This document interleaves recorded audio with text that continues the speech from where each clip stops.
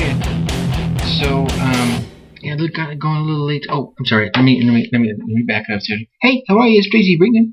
Welcome to another episode of Your Success at Last Tips to Improve Performance series. You know, I really probably need to come up with a new name for this because I really started the Your Success at Last Tips to Improve Performance series in regards to a very specific, either a longer format podcast, longer format emails, and blog posts. And this is a much shorter format, so I'm probably going to have to think of a new name. But here's a challenge for you. If you can think of something you think, hey, I got a great name for your little cute little short podcast there, Tracy, and that would be X. Shoot me an email. You can, or if you want to, go to the blog, yoursuccessatlast.com, and click on podcast at the top up there, and then you'll see the list of the podcasts, and drop a comment in one of those on what you think I should call this little podcast, something other than Your Success at Last Tips. Welcome your input, and let me know you're out there listening. Hey, how about that? Or you can, of course, you can shoot me an email, Tracy, Tracy, at yoursuccessatlast.com, or go to Facebook. Like us on Facebook. I don't request that too often, but go out there and like us on Facebook. The whole www.facebook.com /success atlas.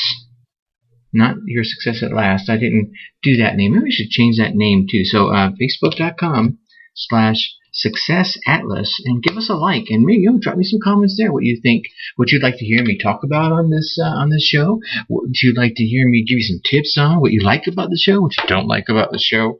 I don't want to hear that, but certainly, actually, I do want to hear it because it helps me improve, and that's what it's all about, right?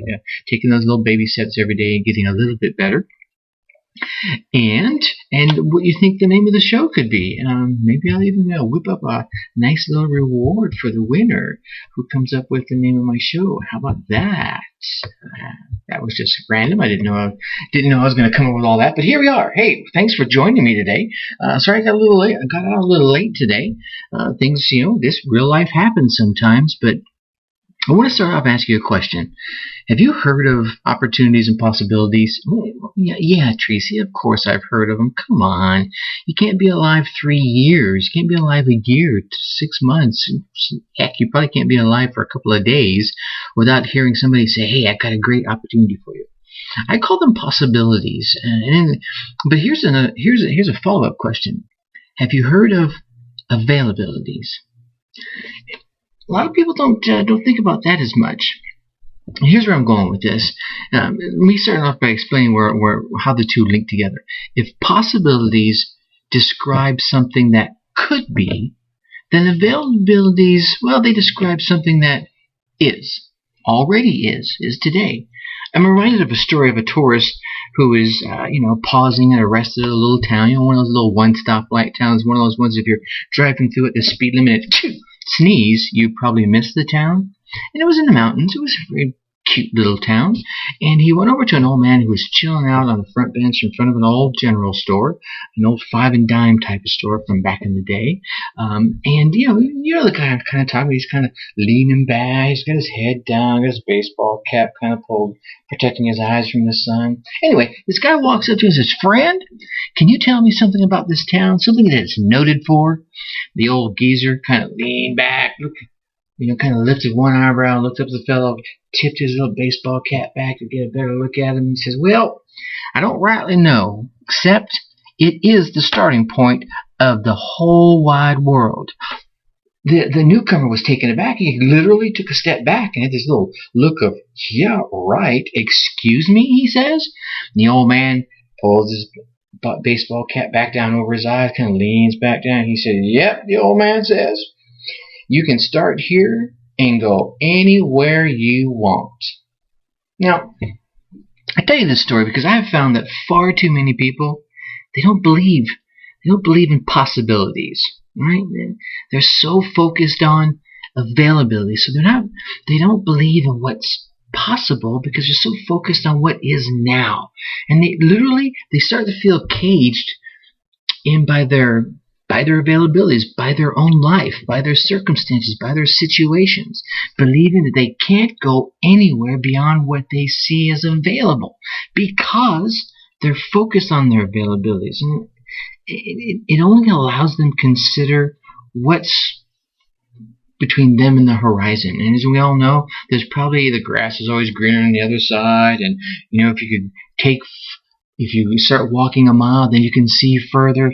But they're so in that infinite loop of what's available to them now, they won't even take that step to go a little further to see what's just beyond their horizon.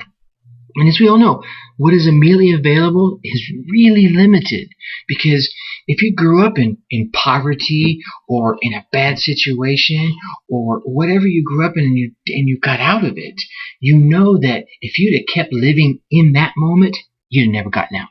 You kept thinking of something better, or you got so fed up that you knew there had to be something better. So as we all know, what's immediately available, limited. And that's not what we want to be focusing on. So this focus, or because of this focus, leads to a discouraged abandon of choices, leaving you caged.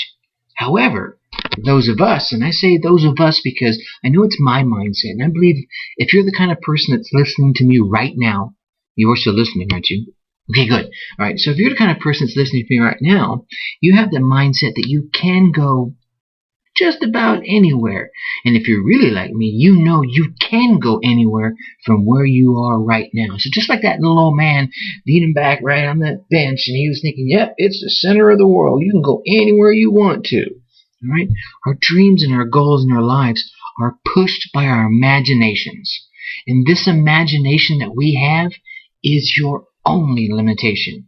So use it. I mean, it's the sun, the moon, the sky, the stars, the universe. To boldly go where no man or woman has gone before, right? Okay. We can go or create what is not available in our vigorous pursuit of what we believe is possible. So I want you to shift from availabilities thinking to possibility thinking. It's possible. It's possible. I did a podcast not too long ago about cheerleading and peanuts, and I spent the whole back half of it talking about it's possible. Go listen to that one. It's one of the longer format ones, and I did it about a month ago last year, as one of my daughter's cheer team was getting ready to go to Worlds, the championship for cheerleading, down in Orlando, Florida, at Disney World. And I was just I had this feeling inside. I wanted to share this. It's possible, because they were going to go up against some of the best cheerleading teams in the world. And some of them were believing, there's no way we can beat this team or that team, because they're amazing. And you know what? It's possible that they could. They didn't. They went out there and they did really, really well, and I was very proud of them. But I didn't want them to be caged in by their availabilities, right? I wanted them to think about their possibilities. So perhaps you're feeling caged, or you're in a rut. And remember, right? What's a rut? A rut is nothing more than a grave with the ends kicked out, right? So you don't want to be feeling in a rut because you're going to be dead soon. Anyway, I digress, all right? If you're feeling caged in by your relationship, your job, your situation, your surroundings, or just your life as a whole, then I would ask, are you choosing availabilities or possibilities? And if you're feeling that caged, well, I'm guessing I know the answer to that, right? And it's not the one you really want. So that leads me into today's question. Oh, that's right, Tracy, you forgot to ask me today's question. Well, here it is. I want you to think about this. I'm putting this question at the end for a reason. The question is, I want you to think about it as we begin to close out tonight. And I'm actually going to make my 10-minute time this time. The question is, what do you really want? What do you want out of life? What do you want tomorrow? What do you want out of your relationship? What do you want out of your health? What do you want out of your home, your job, your career? What do you really, really want? Here's what I want you to do. And I'm about to be done here in about a minute or less. I want you to grab a piece of paper and a pencil or a pen, a crayon, a Crayola, a dry erase marker. I don't care. Something to write with. If you have enough lead in your system, use your fingernail.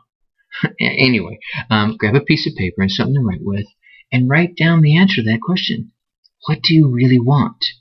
And save it, because tomorrow we're going to be talking about goals, and we're going to go into a little bit of that. Maybe we can start building up what you want as you think positive and shift from your availabilities to your possibilities, and have your positive attitude from earlier this week and all the other things we've talked about so far. So with that, remember, think successfully, take action. Have a good night.